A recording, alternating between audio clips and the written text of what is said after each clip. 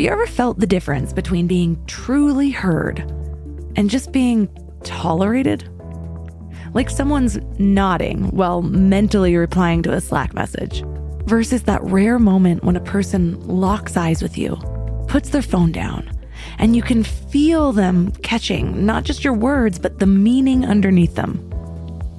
I was at a coffee shop this week, editing podcast notes, and I overheard this conversation that hit me square in the gut. This woman was talking to her friend about being passed over for a promotion that she'd been working toward for years. And you could hear how much she cared, how much this riled her up, how much hope she'd attached to that one step forward. But her friend barely looked up, just tossed out those lazy, well-meaning phrases like, "Oh, just apply somewhere else," or maybe ask for more responsibility. No real pause, no follow-up, no curiosity. And I watched this shift happen. I'm fascinated with human behavior, so I love eavesdropping. But this woman's posture just folded in on itself. Her voice got quieter, her eyes dropped to the table, and then she picked up her phone too and just scrolled, checked out. Like she'd realized that she had already been alone in that moment. Might as well do something about it. The conversation drifted to something shallow, and the moment to connect was gone. And the worst part is, I've been both of them. The one craving to be heard, and the one too uncomfortable or too distracted or too fix-it-minded to actually listen. We all think we're good at listening, but let's be real, we are not. Studies show that while 95% of people rate themselves as above average listeners, most of us remember only about 25% of what we hear. And that number tanks even further when we're stressed, multitasking, or ready to argue. And it makes sense. Our brains process words 4 times faster than people can speak them. So while someone is talking, we have this extra mental bandwidth, and most of us fill it with judgment, solutions, or planning our next line. I've caught myself doing it mid-conversation. Someone starts sharing something vulnerable, and I'm already loading up this helpful response. Or worse, my brain goes, "That reminds me of when I," and suddenly it's not about them anymore. But I've also had those rare conversations, the ones that shift something inside of you, where the other person waits and holds the silence, asks questions not to direct, but to invite, and suddenly it's like you're hearing yourself more clearly than you have in weeks. Those are the moments that change people. And not because advice was given, but because space was held. In a world that's loud and reactive and full of half listening, deep listening is a radical act. It heals, it reconnects, it reveals things that we didn't know that we knew. So what if the most powerful thing you could offer someone right now isn't your wisdom or your words, but your presence? Today, our guest is Emily Kasriel. She's a BBC journalist, executive coach, and workplace mediator.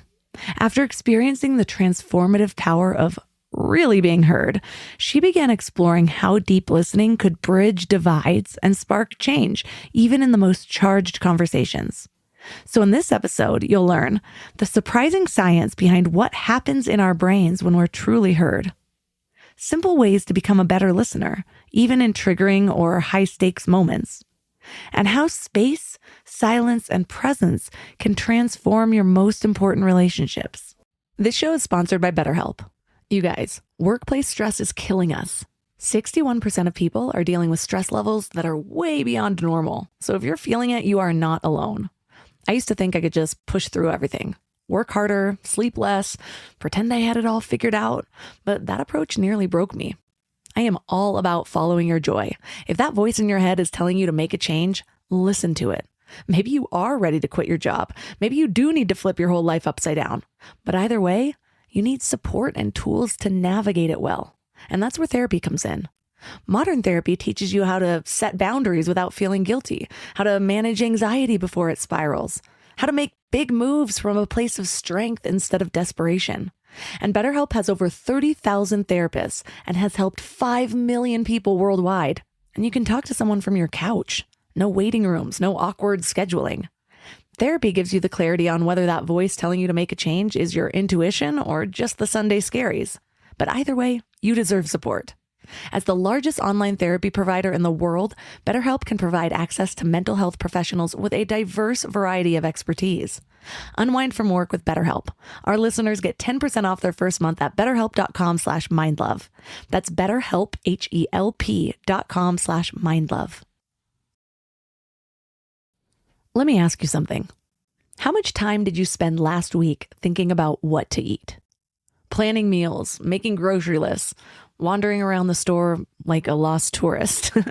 I used to waste entire Sunday afternoons on this, and it was exhausting. Then I found Hungry Root. Hungry Root fills your cart with personalized picks and plans your week of meals, getting smarter with every order. They have over 15,000 recipes to choose from each week, and most are ready in 15 minutes or less. I'm actually headed to Michigan this week, and I had my Hungry Root order delivered there. So I already know that I have meals ready and plenty of snacks for the kids without scrambling to find a grocery store. It's just handled. And what I love most is their smart cart technology. It learns what I actually like and then recommends groceries, recipes, and supplements just for me. So no more buying spinach that rots in my fridge. They screen out over 200 additives and only source high quality ingredients. The time I've gotten back has just been life-changing. So take advantage of this exclusive offer. For a limited time, get 40% off your first box, plus get a free item in every box for life. Go to hungryroot.com/mindlove and use code MINDLOVE. That's hungryroot.com/mindlove, code MINDLOVE, to get 40% off your first box and a free item of your choice for life. hungryroot.com/mindlove, code MINDLOVE. I know so often when I am super annoyed with somebody or super feel they need to change or have a kind of slightly disproportionate sense I am right, getting on the high horse of indignation, that is often about me, not them.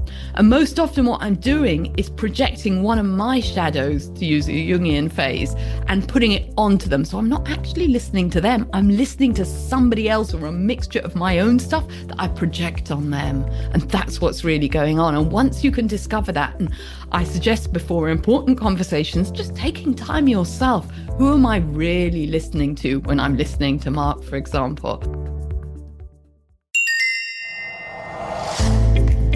Turn up your frequency with Mind Love. Bite-sized brain hacks for seekers, dreamers, and doers. It's time to give your mind a little love with your host, Melissa Monti. Emily, how did deep listening become part of your life story? I have been a journalist for many, many years at the BBC. But on the side, I also became an executive coach over 10 years ago, and also a mediator, a workplace mediator. And through that experience of being coached myself, actually, before I even became a coach, I understood how somebody listening to me in that very intentional way could change not only what I shared with them, but also what I even thought. And then practicing coaching with other people really inspired me to see that they could come up with new thoughts and change their lives and imagine new possibilities that they couldn't even have thought about before. And that was truly inspiring for me.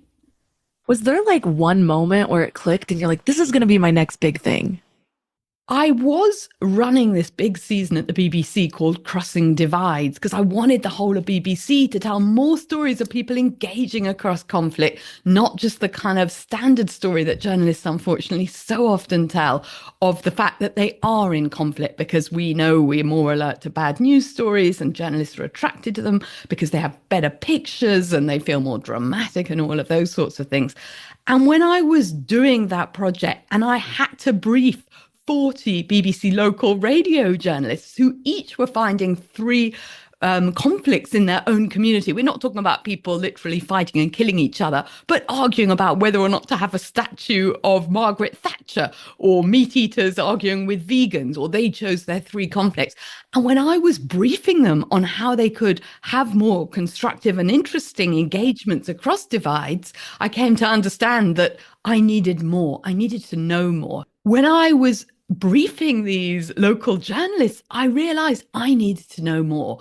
I needed to be able to help them create more constructive conversations. And I realized that listening was really core to being able to engage with other people, particularly when we think differently from them. So when you pitched this idea to like, let's bring listening, let's try to merge this divide instead of strengthening the divide, how are you met? Because I think there's so much skepticism in the world and distrust. And I know that there are a lot of people who believe that the media is kind of there to intensify our divide.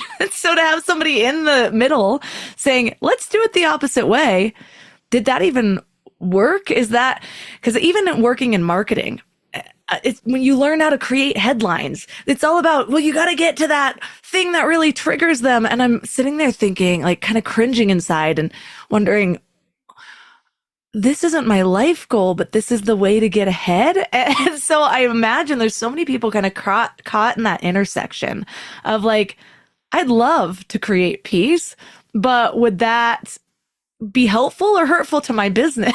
So what did they say to you when you proposed this? I mean, working for a public service broadcaster is kind of helpful because it is there to create positive impact, to create more understanding rather than more conflict. So that is helpful when you're working for a public service broadcaster. But I also reached out to the British Council, who does a lot of work across the world in different peace contexts. And I worked with them. And in fact, I did a partnership with the BBC and the British Council. And I decided for the BBC centenary, when it was celebrating its 100 years, that we would recruit 1,000 people in 100 countries to train in deep listening. And what is good is that there's a lot of motivations that people have to listen. It's not just to, make peace across the divide. It's also to get on better with their family, to do better at work, to learn to listen more comfortably with silence or stop interrupting. I mean, hey, ask my family. I used to be a serial interrupter, and I still do interrupt at times too. So there's a lot of motivations. People know, I think, in their hearts, a lot of people know that if only they could listen, all sorts of things become possible. They just don't know how. A lot of people really are incentivized to want to learn to listen better. And the other thing is, a lot of people think they already know how to listen. And I often ask people when I train people, and I say, give me a fingers from 1 to 5, how good a listener you are. And quite often they say 4 or 5. And then after we've done a workshop, particularly if it's more in depth over several days, they say, actually, I realized that I didn't really listen. I just thought that I knew how to listen. I was going to ask that. Are people even aware if they're a good listener or not? What are the indicators that you might not be as good of a listener as you think you are? I think that if you, like me, love to interrupt, I mean, interrupting is almost the opposite of allowing somebody time to think. And giving people a spacious silence, even if it might feel a bit awkward at first, is a real telltale sign of a good listener. But it's also about being able, at least temporarily, to abandon your agenda of trying to get them to change. Because so often when we listen only long enough to tell the person why they're wrong or to try and solve their problem for us. We want to help. But in doing so, we're depriving them of their agency and of their own ability to come to their own solutions, which are best for them. I totally see that, especially in coaching. But how do you tell just the average person, you got to listen long enough for someone to come to their own conclusions? Like when you're trying to teach that to somebody, I can just hear the inner chatter of like, but what's in that for me, whether or not they realize it or not, because it's like, I just set myself up to basically be a safe space and a coach for this person. I just wanted a conversation and to get in and get out. So how do you teach people like the real benefits of that for them, even if they're not in something like a coaching container? Well, I think there's two things. I don't think that a deep listening mindset is good for every single conversation. I mean, if I were to ask you, would you like a cup of tea? And then you were to give me 5 seconds silence and you were to really try and understand the core of what I would said, I'd probably just throw the cup of tea at you, yeah? Even if I'm British. So it's for the conversations that really matter, conversations which we know we have a relationship to repair, a conversation where we really need to try and understand, where we feel a lot of frustration, where we know things aren't going so well, whether at home or at work or with neighbors who think differently. And we can think that there's another possibility. I think the other thing is really having the experience of yourself being deeply heard, because that for me made such a difference when I was listened to by coaches and could see that given their empathetic, accepting, unconditional, positive regard, I was able to think new thoughts that felt truly empowering. And that made me want to offer that more to other people. And then, your kids, you see what you think is the right answer, trying to sort their problems out, leaves them feeling annoyed. They don't really want to trust you. They don't want to share with you. And we all want our kids to talk to us. We know the dangers when kids don't talk to us. So there's a lot of incentives, because it is hard, this stuff at the beginning. But I think once you do it and you see the transformational impact that it can have, it is really, really exciting. And then the other thing is a piece of research which first came out 25 years ago, which is often we think of listening as really passive. Oh God, I've got to sit for ages listening to somebody as they talk and talk and talk. Isn't that boring? Why can't I do something more active and useful? Actually, the listener is co-creating the narrative. So depending on how you listen, the speaker will talk for longer rather than just keeping at very surface level. They'll go much deeper and have much more interesting ideas, which they may choose to share with you. So you gain a far greater understanding of their true thinking than you would otherwise if you just go through that kind of performative listening, or even worse, the kind of interrupting listening that we do so frequently.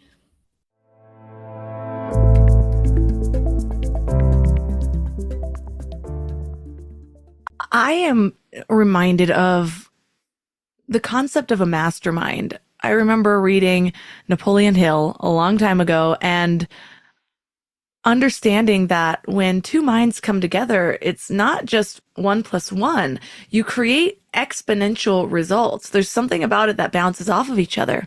And so I love this idea in listening, where you basically create the space. And I think a lot of us have such a materialism conception of the world, where we think, well, if I'm not saying something, I'm not contributing to the conversation. But as you said, when you allow that space, you change the way that they show up.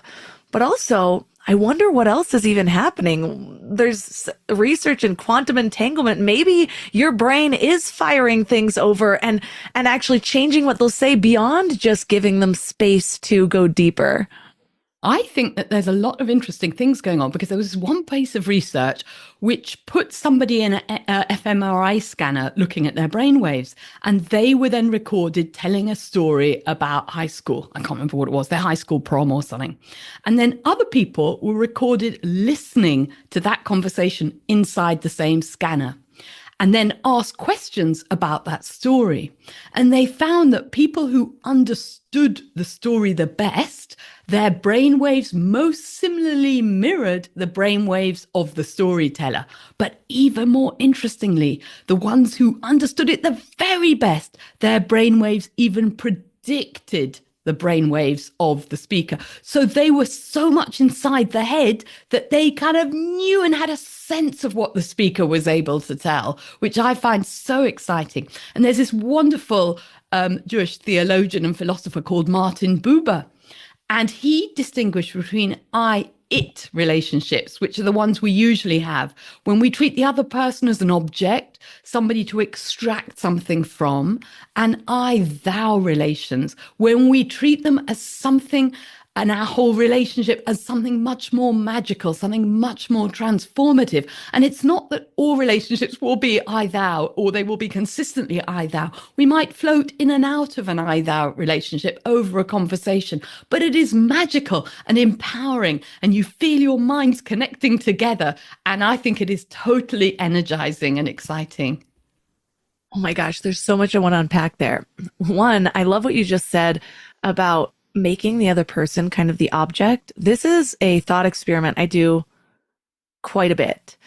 because I realized in all of my difficult relationships, at some point, I've made that other person, and the way I've described it is I've made them a caricature. It's like I see these big things that somehow trigger me, and then they just become that. They become my problem rather than seeing the wholeness of that human. And this has really been, it's been easy to just kind of brush that off with regular people in life because I have the blessing of kind of not having to stay in situations I don't need to be in, but that's not always serving me. There's different relationships, like, you know, with a mother or with your own kids sometimes, where I have a very spirited 4-year-old. And so I want to make sure I'm never doing that. And even when he's having 19 meltdowns in a row, I try to like really tune into my heart and say, okay, I have a feeling I know what he's going to do. And there's like a 95% chance he is going to have another meltdown right now. But can I just open to him and be curious and full of wonder that I created this magical human from nothing pretty much? Like now he's like forming his own ideas and he's having a more difficult time than I am. And so I see how that sort of softening of your whole nature and opening to somebody else can bring in the wholeness of who they are rather than laser focusing on the thing that bothers you or the thing that you're trying to change. That's such a beautiful way to express it. That openness, that letting go of trying to change them, openness to who they are, and curiosity, because I think curiosity is such a fundamental part that we so often assume, especially about those who are closest to us, what's going on in their mind, what they're going to say, what their politics are.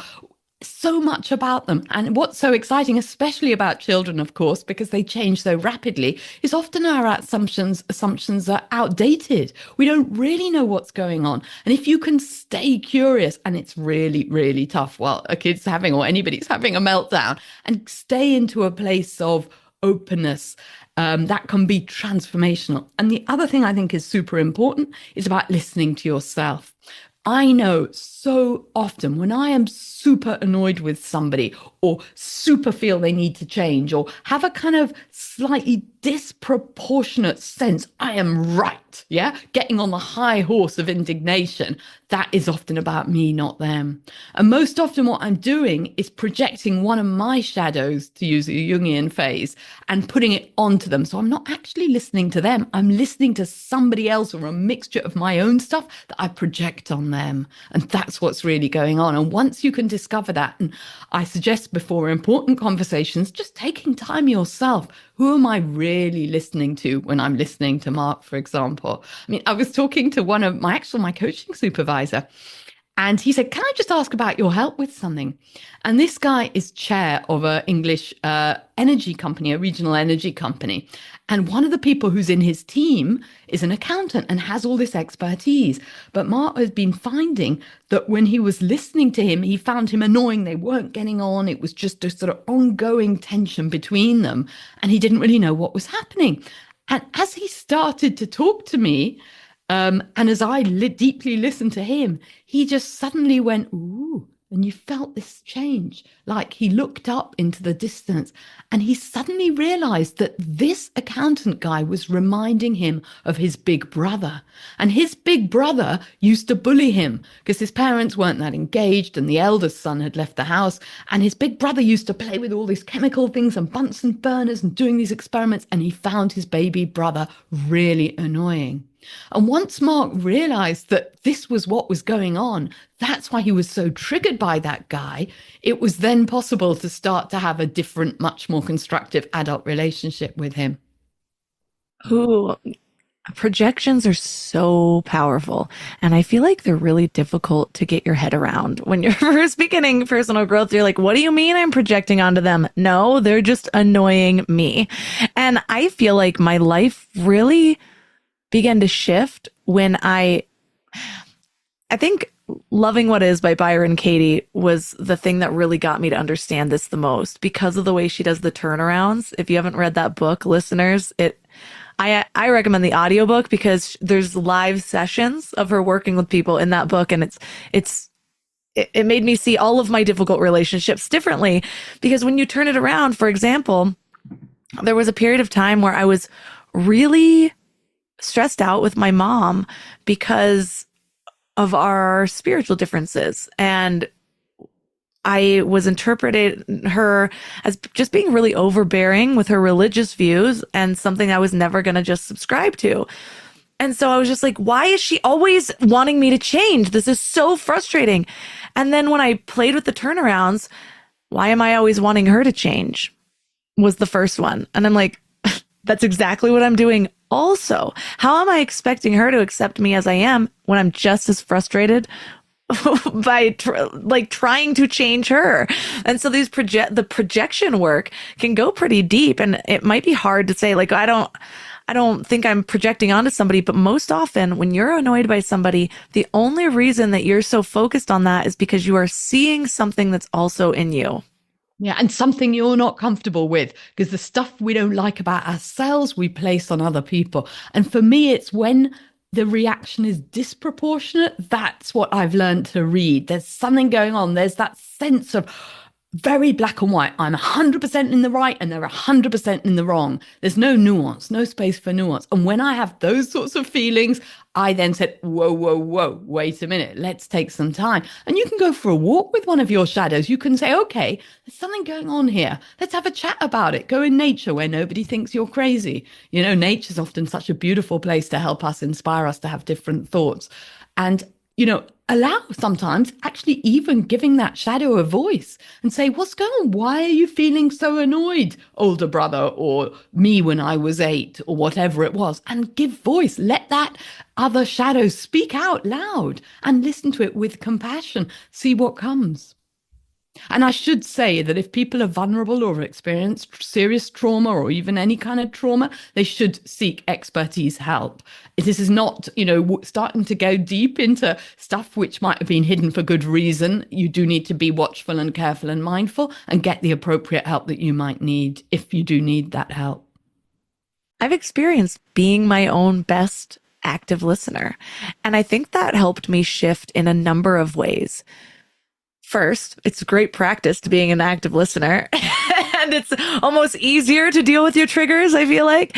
But the other thing is, it really showed me how much I was outsourcing wisdom. Like, I always needed to find it from something else. And I'm still a book reader, a program taker, but what do you think? What do you think? And it's like, maybe I already know this. Maybe I already know more than I give myself credit for. What happens if I just tune into my own heart and give myself space with a question? Even if nothing comes for the first 5 minutes, just sit with it longer.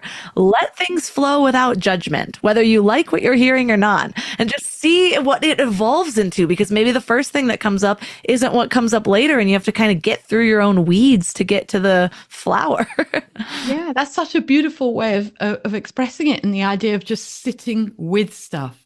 And I think particularly when people are coming up with, let's say they're in pain, emotional pain, they're suffering, and what we often want to do is cheer them up. That's what we think our role is, to make them feel better. And instead, if we can allow them to sit with the pain, and that actually particularly applies to children, because I think so often when they say, Mom, I had a horrible time at school, this teacher was just really picking on me and I felt rubbish, or garbage in America. And, we attuned to say, don't worry, I'm sure it wasn't so bad. I'm sure the teacher was talking to everybody. But in fact, that's not what they need. You don't have to agree with them and saying, yes, the teacher was picking on you, but we can say, sounds like that was pretty tough for you. Is that right? And check in with them. And by you actually understanding them, and not even understanding them, I would say, attempting to understand them, they feel like they matter. And they can then, if you do it enough, they can then feel comfortable themselves to be able to bring in other different contexts and different situations. I have found that absolutely to be true with my kids.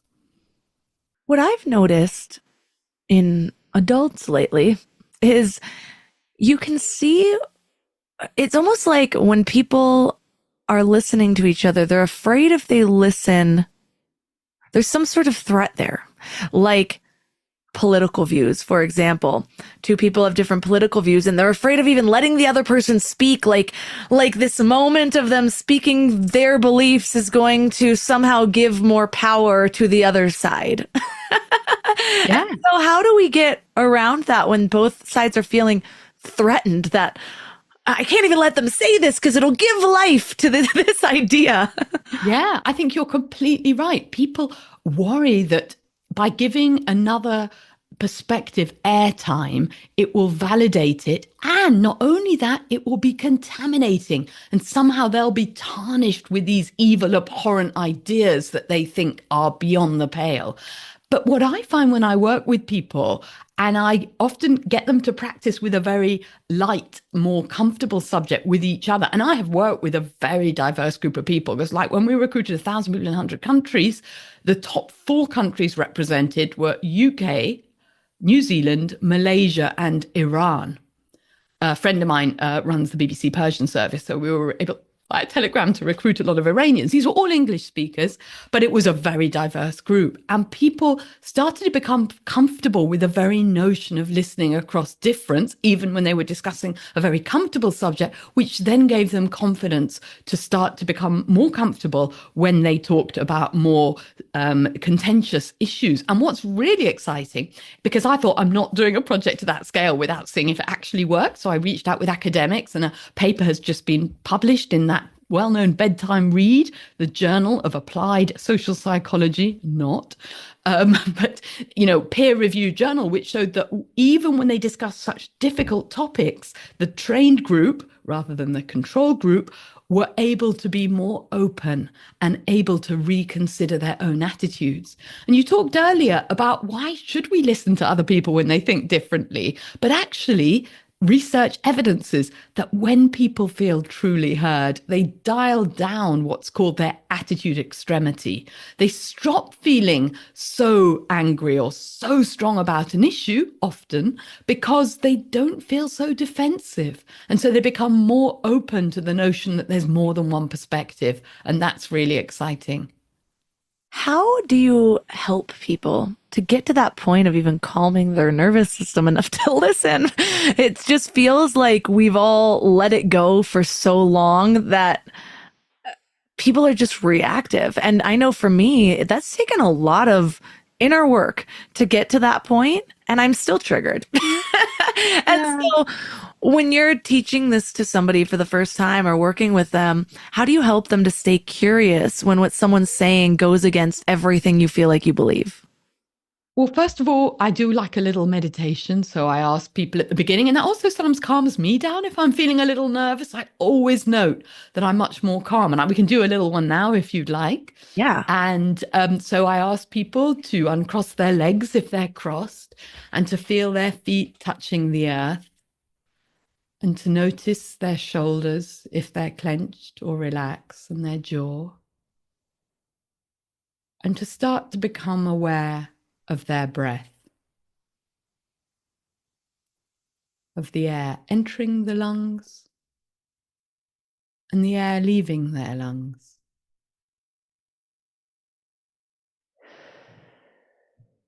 And the quality of every breath.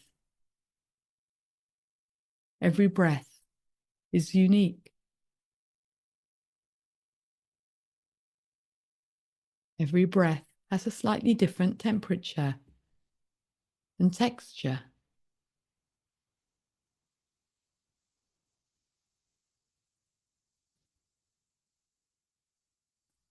And they may notice that their mind wanders. That's what our mind does.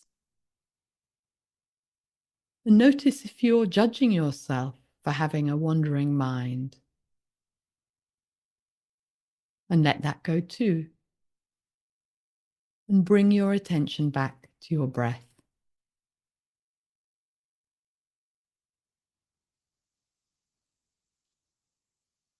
I'd like you now to imagine a time that you were listened to really well. What was that person doing that made you feel so heard? And what does it feel like to really be heard?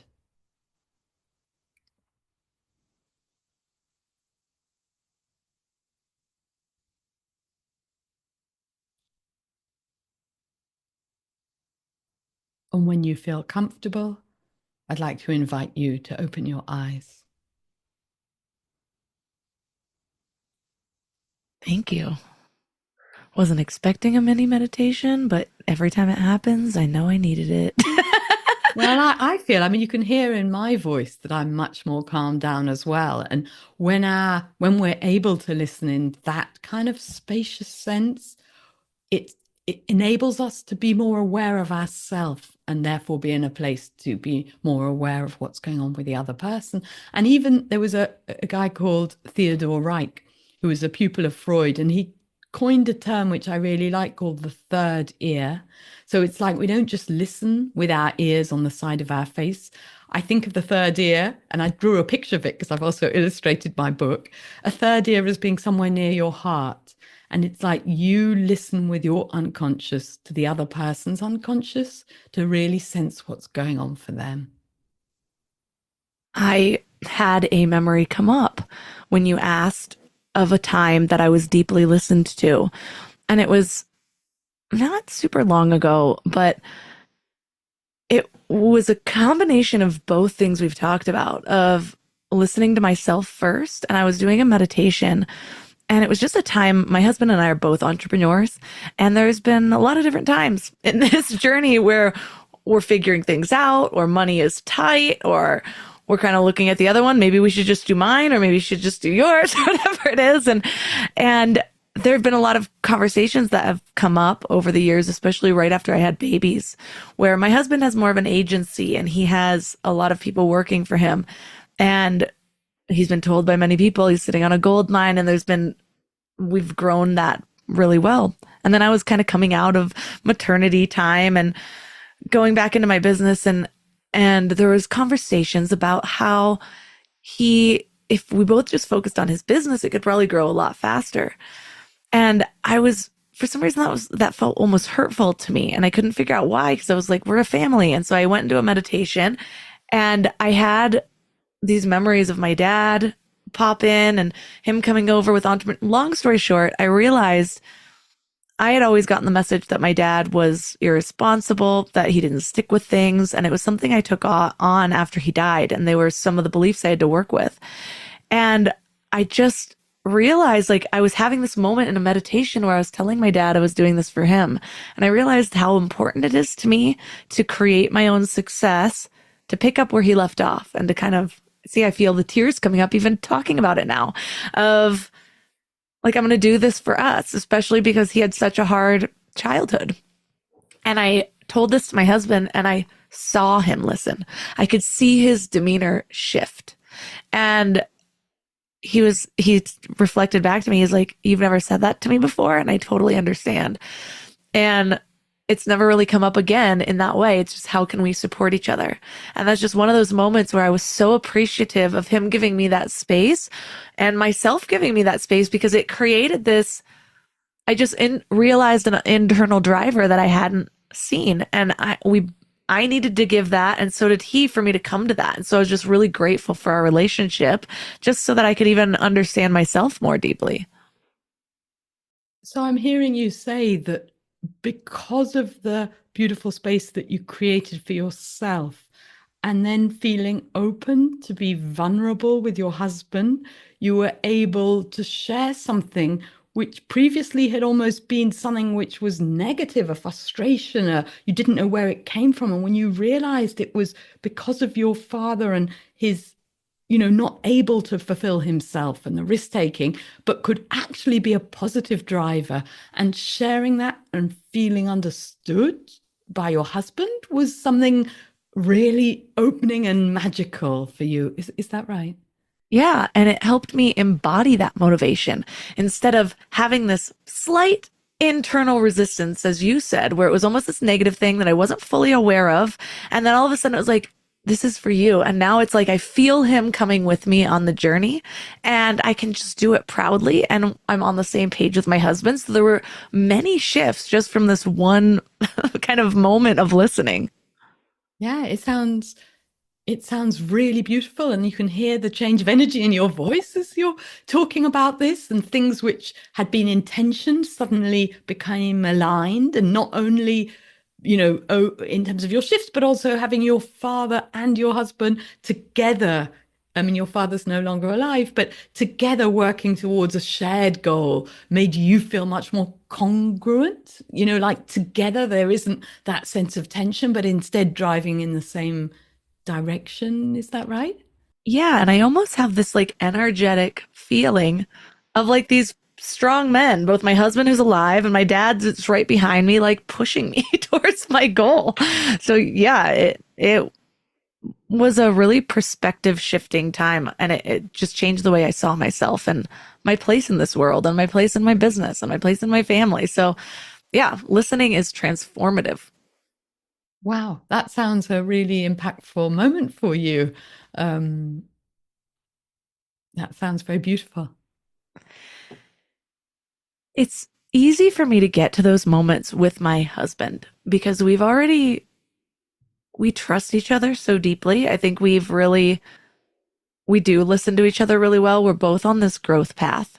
And I know that even when he triggers me, like I recognize that my triggers are my responsibility. I think we both recognize that. So even if I don't react as such at first, he knows I'll come to that. I know he'll come to that. And so it's a lot easier to come to the table because we know, like, even if it doesn't go well, we will kind of realize the truth of the situation quickly. But I found it's really difficult.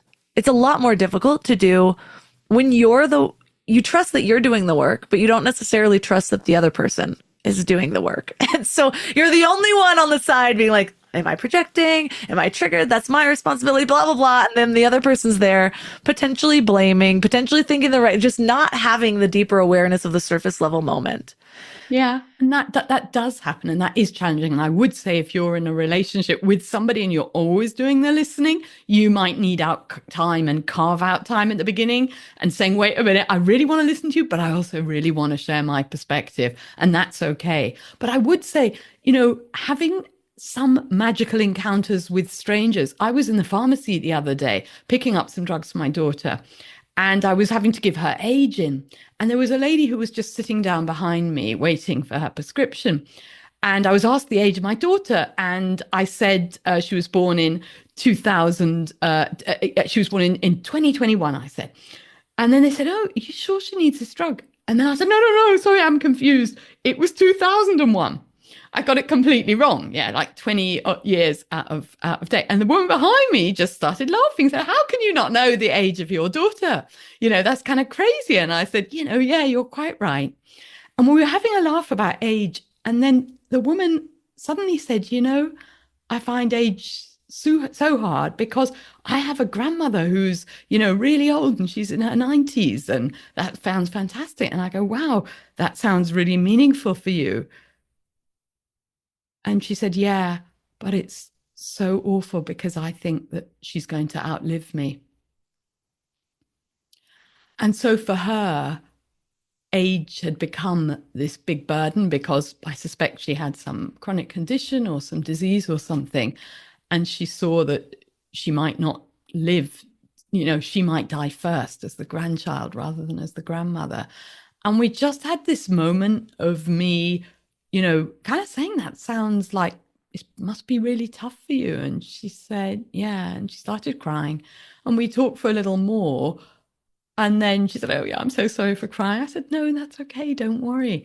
And being able to just give that moment of listening to a stranger and acknowledging and accepting their worries and their grief felt really magical for me to be able to hold her in that space and be okay with her suffering. And an unexpected opportunity. And that can feel really, really magical. I'm reminded of, it's almost like an auditory Reiki. Because when you think about what Reiki is, you're hovering your hands and you're intending for energy shifts, basically. And so it's, for the people who think it's BS, they probably have a very materialist, their worldview is probably materialism. Mine is more around the energy of things. And so the idea that you can just hold your hands and direct energy and sort of you are like thinking about the clearing, that's sort of what listening is. You're expanding and you're creating your energy, which is the reflection back of like, I'm going to be open. I want to guide to whatever needs to be said. And then you're allowing that other person's energy to kind of move through you, bounce off of you, intending to see the person and inviting the person. All of those are the energetic invitations of deep listening. And which is why I'm seeing so often it almost triggers that higher self or like the divine speaking through them. It allows them to come to a higher conclusion because there's somebody that's willing to intend and allow just next to them. Yeah, that's a beautiful way of putting it. It is that intention. It is about you giving your whole self. And it doesn't mean suffering with them. And I think that's really important. That's what a lot of people fear when difficult stuff comes up. But it's not about suffering with them. It's about holding the space and you being attentional by giving your attention, your full attention, your compassionate attention. And it does not mean agreeing, because I think once people feel free, and for me, that's that real aha moment, that they're not contaminated, that they're not signaling agreement. And I know that younger people in particular fear listening means it signals agreement, which is interesting. But once they realize it doesn't, and you can hold these ideas or pain or promising you thoughts, and allowing the person to think new thoughts. That feels fantastic. And what's so important is that in so many conversations, and especially as a journalist, you've got the steering wheel. You follow up with great questions. I mean, I might have asked you all sorts of questions about your father. And I had also, when you were talking and I was listening to you just then, I had so many questions. But if I had asked you questions I wanted to know more about, I would have taken the steering wheel and gone down my path and not given you the time to reflect more deeply on what was clearly a really transformative experience for you. So it is an act of generosity, but it's an act of generosity which is also intensely fulfilling and meaningful for the speaker, is it also intensely meaningful for the listener? I know one of the things that you talk about in your book is the difference between empathy and emotional hijacking. And so how can you tell the difference of when would it be an appropriate time to offer an insight? Or is that the trick, to ask if you can? But even in that way, if somebody's kind of in their moment and you do it at the wrong time, they might say yes when they could have really benefited from that deeper moment of silence.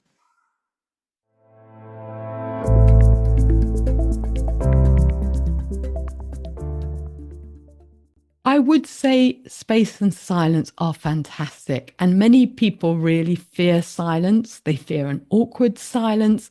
They fear the silence will be misinterpreted. In fact, if people are depressed, silence can be more often misinterpreted as being somebody holding back. But if you in your heart are holding that empathetic, unconditional, positive regard, people will feel it in every pore of their body, it coming out at them.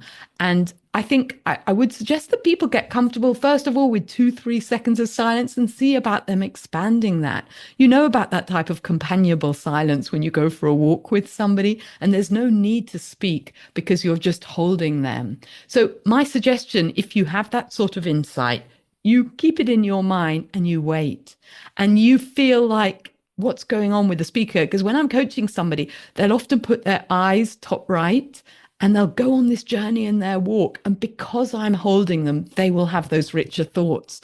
And then they'll come back, and it's called the gaze window when they return to look at you again. But because you have been there for them, their journey will have been so much richer. And then you can offer that insight, but you offer it tentatively, as I write about in my book. It's like you're borrowing on finery and you're not quite sure if it fits. So you can say, I'm getting a sense that for you, there used to be a contradiction between the kind of life force of your father and your husband, and now there was a kind of coming together. Is that right? And then it's up to you to say, yeah, and you haven't really got it, or to say yes, or to say yes and. Because when I was doing that little bit of reflection back to you, I was trying to reflect back what you were saying, but I was also reflecting back the notes between the words, and I was just trusting myself. I didn't take notes, and that takes practice, trusting myself to really sense what was going on for you and including those emotions. And what you often did is you went yes and you went somewhere else, you went deeper. in various iterations. And that's what's so exciting. That's beautiful, because that reflection you just did about what I was talking about just sent me. I'm like, you're right. I think that is what I was experiencing. So thank you for that. I have found that when we're suddenly trying to do something that we normally just autopilot through, all of a sudden things feel awkward that wouldn't otherwise. For example, in public speaking, there's actually trainings around what to do with your hands. And suddenly you're like, what have I been doing with my hands my whole life? Why does it feel like they're so awkward right now? Like, what? Just because I'm on a stage, I don't know what to do with them anymore. And so with deep listening, there's similarities in that. And so I find when I give people something to focus on, anything to focus on, they can at least do it more naturally. Like, lean in, focus on your heart space, nodding. What are the things that you recommend while the person is getting used to those moments of silence? Is some people, like I in the book, I interview Mariana Iskander, who runs Wikipedia, the foundation that runs Wikipedia. And what she does in meetings, and she has a glass of water and she'll just slowly take a sip. And she finds that as a way to deal with silence and to feel less awkward. Smiling can help. There's a lot of research around smiling, as long as it's smiling with the eyes as well, not a fake performative smile. And just allowing yourself to be in the moment, allowing all of those non-verbal communication to happen between both of you, and being aware of that and aware of what's going on for yourself. And in the silence is also a time to sort of process what they have just said and make sense of it. And you might choose to share that with your speaker and just say to them, I'm practicing being more comfortable with silence. Is that okay with you? If you feel you need to do that. What's something that a speaker might feel before they realize that they've been truly heard? I think it is those new thoughts. It's a feeling in their heart, but it's also something in their mind that goes when they're having a new thought, when they're expanding the horizons of what is possible or what they had thought made sense. And those moments are so precious and so valuable and so special. And as a listener, you learn to become aware of when that's happening, and it feels amazing. What I love about little experiments like this, and by experiments, I mean ways of being that we should all be embodying, but for some reason they're just experiences because we are in such a fast-paced world. But I love behavioral science because it makes these everyday moments something to practice. And what I've realized is that things become really mundane if there's not something that I'm leaning into and trying to expand about myself. For example, I snowboard with my husband, and there was a period of time where when I was first getting to know him, I was really interested in becoming better. So I was going to little camps and practicing jumps. And then there was a period of time where I had kids and I couldn't go that long. And so I'd just go and be going down the mountain, and I didn't love it quite as much. And then I got comfortable enough where I'm like, I should start trying jumps again and like riding switch and all of these things. And I got my spark back. And I feel like the same thing can happen in relationships, especially the ones that become commonplace, mundane. You feel like the conversations are surface level. And those are the times when we end up wanting to change the other person the most, because we have this desire for change, I think. But if we can shift our focus to say, how can I practice something new? How can I get better at listening? Even something as radical as, I wonder if there's anything in this conversation that can change me. Then we show up differently and with more presence to common moments, and we open ourselves up to something that we might have missed otherwise. Yeah, that's such a fantastic question to ask yourself. What can I learn new? Or you might suggest to yourself, let me look out for something that might surprise me. Because what we're trying to do is get out of I'm just doing the standard snowboarding experience. We're trying to lift ourselves into something more profound, more interesting, more exciting, and also a little bit risky.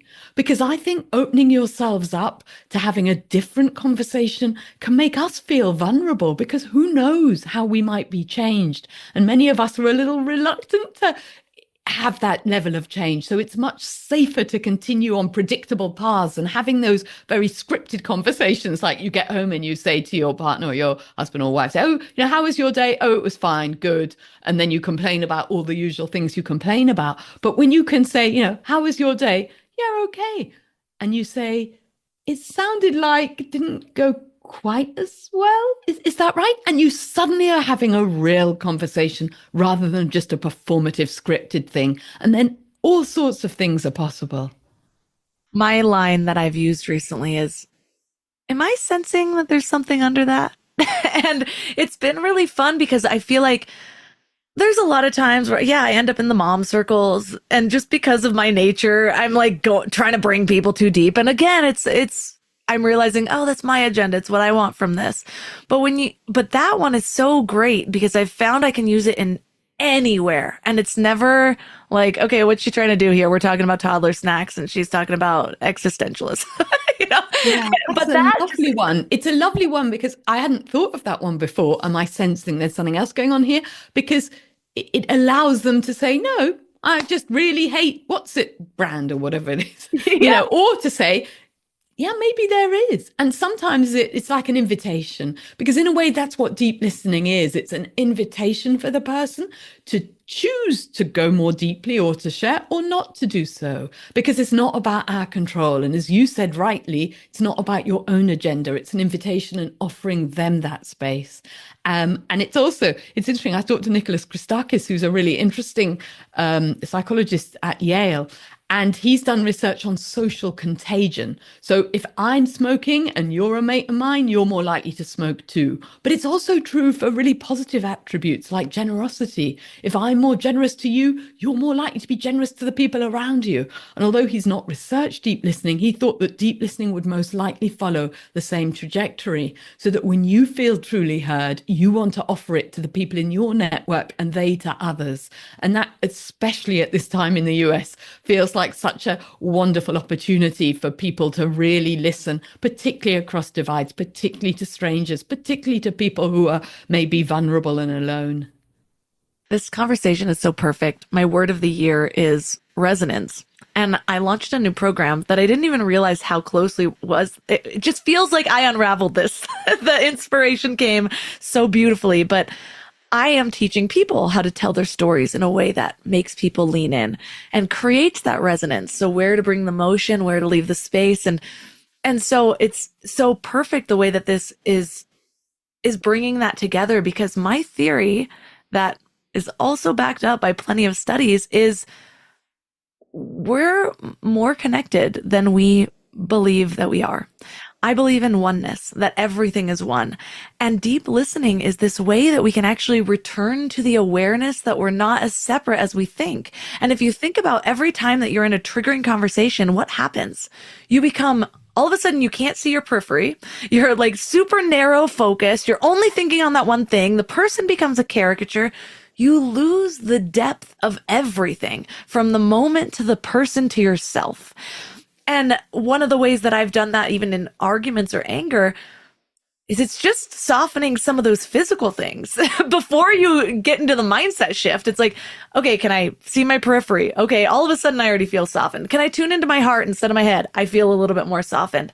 But all of it to say is that we're coming to this point of opening and realizing that we aren't separate people. And if we can just focus on the unity between one another instead of the separation of ideas, of space, how could we shift more than just the moment and possibly the trajectory of the planet? I think that's so fantastic. And I spent time with First Nation Canadians, and they have a long tradition of believing in this connection. And what's so super cool, it's not only a connection between me and you present in the moment, it's also a connection with the earth, with the wind, with the soil, and with our ancestors. So they believe when they were listening to me, and it really did feel like this, by the way, being listened to by them, it wasn't just them listening, it was all their ancestors too. And not only their ancestors, but their future progeny. There's a kind of continuum between the past and the present and the future, and the soil and the earth and the sky. And that sense of being comfortable with whatever will unfold feels truly magical for the speaker. I once read that in mystical traditions, silence is considered the language of the soul. And sound itself can be considered creation if you think of even the origins of the words. Logos, Om, the word, it all comes back to kind of speaking into existence. And so deep listening isn't just about giving somebody space for their rampant ideas to take life and change the world, but it's a form of energetic creation because, as you said, the listener plays a part in what comes out just by our own intentions. And so thank you so much for just bringing this research in the way that you did, because I've done different episodes on listening, but this one just had a richness to it. And I imagine that it's because of who you are and the intention that you have brought to your work. Well, thank you so much, Melissa. It's so delightful to have this conversation with you. And I'm really excited about all the listeners to your podcast and what they're going to do in the world, having got a sense of these ideas and perhaps reading the book and sharing it with other people. And it feels that we can really make a difference in the world. And that feels exciting. So if you were to leave listeners with one thing to either think about or practice this week, what would that be to bring this into their reality? I think that they would consider one relationship they have when conversations tend to flow into a quite predictable sort of script, and they feel that they want to transform that relationship. And for them to really practice being curious and giving space and silence. And one follow-up question for that, because I have struggled with this when I've practiced it, is sometimes there's an idea that we already know what they're going to say. Like, it's like, I don't want to be curious about this because I feel like I've already researched it, or I've already gone there and I've already convinced myself it's not true. One last tip from you while I have you for those situations. To be open to be surprised, because we so often assume, but what we want to be looking out for is something new. We want to change the focus, because so often we just wait for them to say what we think they're going to say. But if we give them the expansive space, we can be open to something new that we can learn about them. And for listeners who want to go even deeper into this topic and read your book, Deep Listening, where can they find it and connect with you? Well, they can find the book on any bookstore, on Amazon, or any local bookstore. It's HarperCollins are publishing it, so it's available everywhere, which is fantastic. And there's more information about deep listening and other articles I've written on my website, emilykasriel.com. And they can also follow me on LinkedIn. Links from this episode will be at mindlove.com/401. Your challenge from this week is to choose one conversation, just one, and practice holding space in a new way. That means no interrupting, no jumping to advice, no, that reminds me of. Just breathe, soften. Listen like you might actually hear something you didn't expect. You might be surprised by what happens when you do, because the truth is, not everyone is doing the work. Not everyone's sitting around trying to open up, lean in, or shift perspective. But you can be the one who creates resonance anyways. And if you've been loving this conversation around listening and resonance, that is exactly what I teach in Story Love, but on the flip side. Most people think that telling their story is about what they say, but it's actually about what people feel. Emotional resonance is what makes people lean in and stay with you and see themselves in your story, even if they're not trying, even if they're not doing the work to show up in that way. So in the same way that you can create space for someone else's truth, you can shape your own story in a way that opens people up, even if they're not consciously trying to be moved. And that's the magic of communication that resonates. So give it a try. Let me know how it goes. And if you want to know more about Story Love, reach out to me at mindlovemelissa on Instagram.